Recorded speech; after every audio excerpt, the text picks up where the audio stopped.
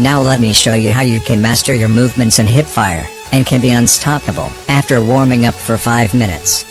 Come to this place and do this exercise for 1 minute. This is the basics of movement, as it will give you short basic jiggle. Make sure you cover one box complete like I do. Keep focusing on my joystick. When enemies are too close within range of 10 meters, then you have to use this type of jiggle. It will give you fast movements in short distance.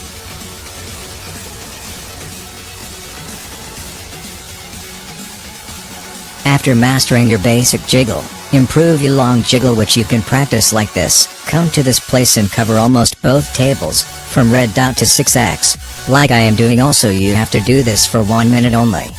Now when can you use this type of movement? When you realize enemies are little far, within range of 10 to 20 meters, you can use this, as it will give you more crosshair stability, and you will cover a longer distance. If you want, you can add crouch with long jiggle for better headshots, but that's not necessary if your hipfire is good enough. And then number 3, which is mixed jiggle. Watch some examples. As you can see how I am confusing my opponents, and they are not able to trace my movements. In most of situations when you feel like enemies are easily tracing my movements, you can try using mixed jiggle. To master this, come to this place, and practice like this. On first, start with normal jiggle and randomly start doing one-side movements. The start jiggle will make your enemies feel. Coming to the last type of movement, that is one-side ridge movement.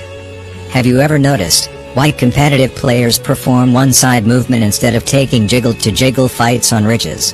Well, mainly because of 2 reasons.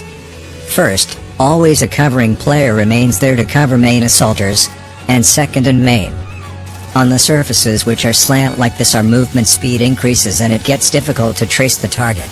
An example of this, which you can find in TDM. Use this movement on slant surfaces and ridges to improve your speed. Make sure you practice this on both sides and also keep your crosshair up. Now, as you have learned all type movement which are necessary for close range, I don't think that you will face any problems in close quarter fights regarding movements. These are basic movements which every player should know.